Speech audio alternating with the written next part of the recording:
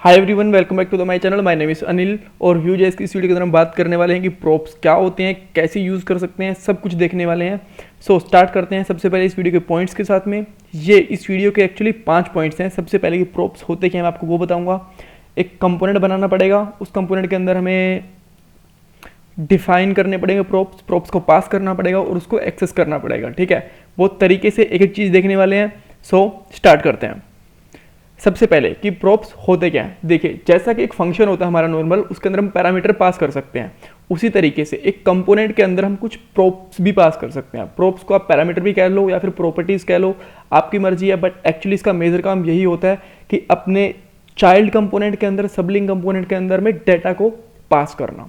ठीक है, और डेटा कैसे पास कर सकते हैं वो हम देखते हैं। ठीक है, तो सबसे पहले मैं आपको ऐप डॉट व्यू वाली फाइल खोलूंगा। इसके अंदर देखिए, अभी इसके अंदर कोई भी कंपोनेंट नहीं है। पहले वाला कंपोनेंट मैंने डिलीट कर दिया जो लास्ट वीडियो के अंदर हमने बनाया था। अभी स्टार्टिंग से एक नया कंपोनेंट बनाते हैं सबसे पहले। ठीक है, सो लेट्स से मेरे कंपोनेंट का नाम है चाइल्ड डॉट व्यू। ठीक है, अब इसके अंदर मैं थोड़ा सा इसका स्ट्रक्चर डिफाइन कर देता हूँ थोड़ा सा। सो यहाँ पे मैं लिखता हूँ टेम्पलेट। ये हमारी HTML की टेम्पलेट हो गई। इसके अंदर एक डिव ले सकता हूँ और यहाँ पे H1 टैग के अंदर लिख लेता हूँ चाइल्ड कंपोनेंट। ऑलराइट, और उसके बाद मैं यहाँ पे स्क्रिप्ट डिफाइन कर लेता हूँ। स्क्रिप्ट के अंदर इस कंपोनेंट का मैं बेसिकली नाम रख लेता हूँ। सो नाम है इसका वही चाइल्ड।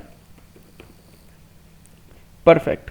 सो जैसे ही मैं इससे चाइल्ड मैंने बना लिया, अब मैं इसको व्यू के अंदर यूज कर सकता हूँ। सिंपल है, कोई बड़ी बात नहीं है। तो मैं इसको यहाँ पे इंपोर्ट करता हूँ। सो यहाँ पे लिखता हूँ import something from component और component के अंदर से child, और यहाँ पे मैं लिख दूंगा child। इस child को मैं यहाँ पे component के अंदर रजिस्टर करूँगा। जी, मैं नॉर्मल वाला काम कर रहा हूँ अभी के लिए, कुछ props वाला काम कर नहीं रहा हूँ। ठीक है, वो आप जब props का काम होगा मैं आपको बताऊँगा। ऑलराइट, तो ये हमारा एक तरीके से child बन गया। अब मैं यहाँ पे आके आउटपुट देखता हूँ तो मुझे यहाँ पे child component दिख रहा है। अगर मैं इसको यहाँ पे कमेंट कर दूंगा तो मुझे child component, okay, so actually अगर मैं यूज़ नहीं करता हूँ तो मुझे यहाँ से भी हटाना पड़ता है और यहाँ से भी हटाना पड़ता है। ऑलराइट, तो देखिए अब कुछ भी नहीं दिख रहा मुझे। ठीक है, तो इस तरीके से चाइल्ड कंपोनेंट तो इंपोर्ट हो गया। परफेक्ट। अब मैं इसमें कुछ डाटा ट्रांसफर करना चाहता हूँ। लेट्स से मैं इसमें नेम सेंड करना चाहता हूँ और नेम मैंने सेंड करने के लिए आप लिख दिया अनिल सिद्धू। ठीक है, तो ये एक प्रोप है। प्रोप और भी तरीके से बताऊँगा कि अगर एरे है, ऑब्जेक्ट है, वो कैसे सेंड कर सकते हैं। पहले हम एक नॉर्मल स्ट्रिंग देख लेते हैं। ठीक है, सो मैंने यहाँ पे अनिल सिद्धू सेंड कर दिया। तो जब एक पैरामीटर सेंड होगा, अब चाइल्ड में इसको एक्सेस कैसे करना है। ये एक्चुअली प्रोप्स ही पास करा है हमने, इसको भी आप प्रोप्स कह सकते हो।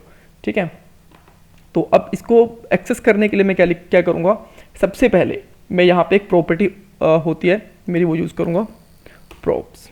और प्रोप्स जो होता है बेसिकली एरे लेता है अपने आप में और स्ट्रिंग उसके अंदर उसके प्रोप्स का नाम होता है। जैसे कि मैंने यहाँ पे नेम लिखा था यहाँ पे, तो जब मैं चाइल्ड के अंदर इस नेम को एक्सेस करूँगा तो मुझे यहाँ पे नेम इस तरीके से लिखना पड़ेगा।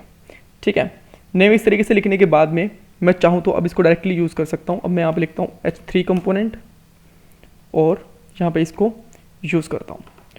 तो एक बार रिफ्रेश कर लेते हैं। यस, ये आ गया है। ठीक है, सो आप देख सकते हो कि एक प्रोप तो हमारे पास आ गया है। सिंपल। अब अगर ये तो मेरा स्ट्रिंग प्रोप्स था, लेट्स से कि मैं कुछ यहाँ से कुछ वेरिएबल का नाम या प्रॉपर्टीज़ का नाम भेजना चाहता हूँ, तो वो मैं कैसे कर सकता हूँ। ठीक है, फॉर एग्जांपल मेरे पास, मैं यहाँ पे कुछ डाटा डिफाइन करता हूँ। सो यहाँ पे लेता हूँ मैं डाटा फंक्शन और उसके अंदर मैं कुछ प्रॉपर्टी डिफाइन करता हूँ। लेट्स से मैंने यहाँ पे करा यूज़र नेम। ऑलराइट, और इस यूज़र नेम को मैंने यहाँ पे डिफाइन कर दिया अनिल सिद्धू। सैम कर देता हूं मैं इसको, ताकि आप पहले वाले से कंफ्यूज ना हो जाए कि ये पुराने वाला डाटा तो नहीं दिख रहा है। और मैं यहाँ पे रिटर्न करके इसको एक नॉर्मल ऑब्जेक्ट में बना लेता हूँ। ठीक है, अब मैं अगर यहाँ पे नेम की जगह पे कुछ और डालता हूँ, जैसे कि मैंने यहाँ पे डाल दिया। ठीक है, तो क्या अब ये हमारा यूज़र नेम जाएगा अगर मैं इसको रिफ्रेश करता हूँ तो। ठीक है, नहीं, एक्चुअली यूज़र नेम नहीं गया, user name as an string चली गई, बट सैम नहीं गया। ठीक है, रीज़न ये था, अगर मैं इसको डायरेक्ट ऐसे करूँगा तो ये ऐसे भी नहीं जाने वाला, ऐसे हमें डायरेक्टली ही एरर दे देगा ये। ठीक है, अगर मैं अब चेक करता हूँ कि क्या जा रहा है, तो अभी आप देख सकते हो कि यूज़र नेम ही जा रहा है, वैसे इसने एरर नहीं दिया, दैट्स ओके। ठीक है, उसके लिए हमें क्या करना पड़ेगा, उसके लिए हमें एक्चुअली वी बाइंड यूज़ करना पड़ता है। वी माइनस बाइंड इस तरीके से, और इसको आप चाहो तो आप कोड के अंदर ले सकते हो, कोई प्रॉब्लम है नहीं। ठीक है, अब देख सकते हो आप, अब सेम आ गए। ठीक है, तो जैसे ही हमें कुछ डाटा पास करना होता है तो हमें वी बाइंड प्रॉपर्टी यूज करनी पड़ती है, यानी कि व्यू बाइंड। ऑलराइट, अब क्या मैं यहाँ से कुछ एरे जैसा भी रिटर्न कर सकता हूँ? यस, आप एरे जैसा भी रिटर्न कर सकते हो। अब मैं यहाँ पे लिखता हूँ let's say users. Alright, users नाम से सिंपली मेरा एक लेट्स से एक एरे है। ठीक है, और एरे में यहाँ पे डिफाइन कर लेता हूँ इस तरीके से। ठीक है, इसके अंदर ऑब्वियसली कुछ ऑब्जेक्ट होंगे, जैसे कि नेम होगा, उसका name can be like Anil, then दूसरा ऑब्जेक्ट स्टार्ट हो जाएगा। मैं इसको थोड़ा सा अलग रख लेता हूँ इस तरीके से। ऑलराइट, 2 3, और then name Sam, then Bruce,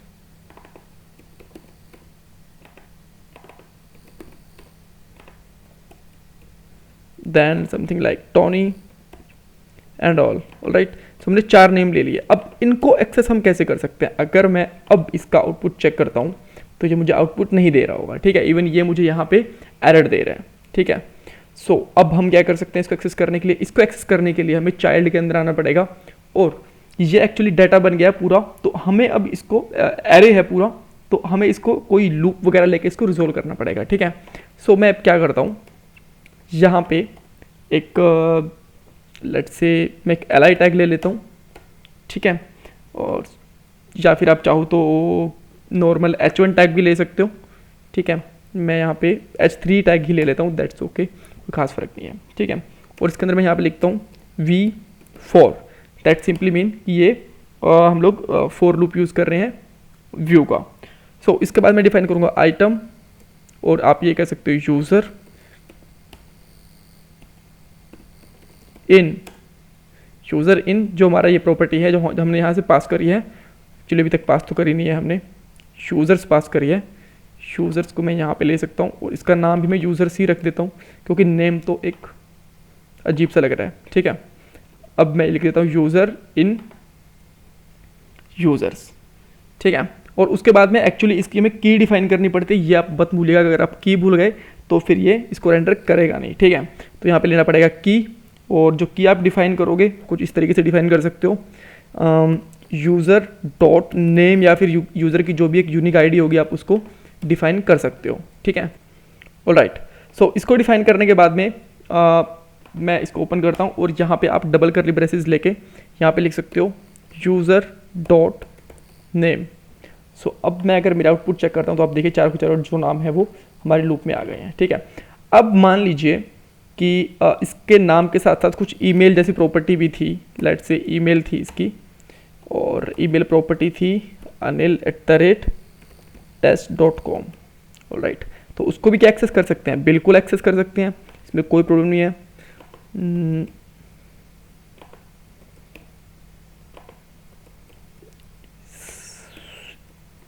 my bad,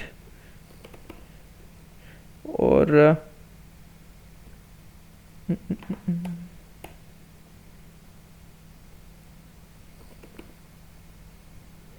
okay, double curly braces.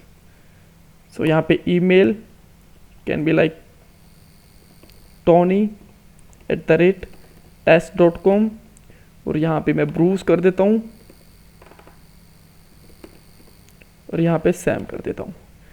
और जब मैं यहाँ पे आने के बाद में एक प्रॉपर्टी और फिर से ले लूँगा, अभी के लिए मैं ज़्यादा स्टाइल पे फोकस नहीं कर रहा हूँ, तो जस्ट यूजर डॉट ईमेल लिख रहा हूँ, क्योंकि अगर अदरवाइज स्टाइल पे फोकस करते तो हम स्टाइल वगैरह एलाइट टेबल वगैरह कुछ लेते, बट अभी हम नॉर्मली दिखा रहे हैं। तो इस तरीके से हमारा ईमेल एड्रेस वगैरह भी आ गई। सो हमने देख लिया कि प्रॉप्स कैसे पास कर सकते हैं, as in string, as in data, as in array. So thanks for watching this video. कुछ कंफ्यूजन है तो मुझे कमेंट बॉक्स में पूछ सकते हो। चैनल को सब्सक्राइब करना मत भूलिएगा। Bye bye, take care.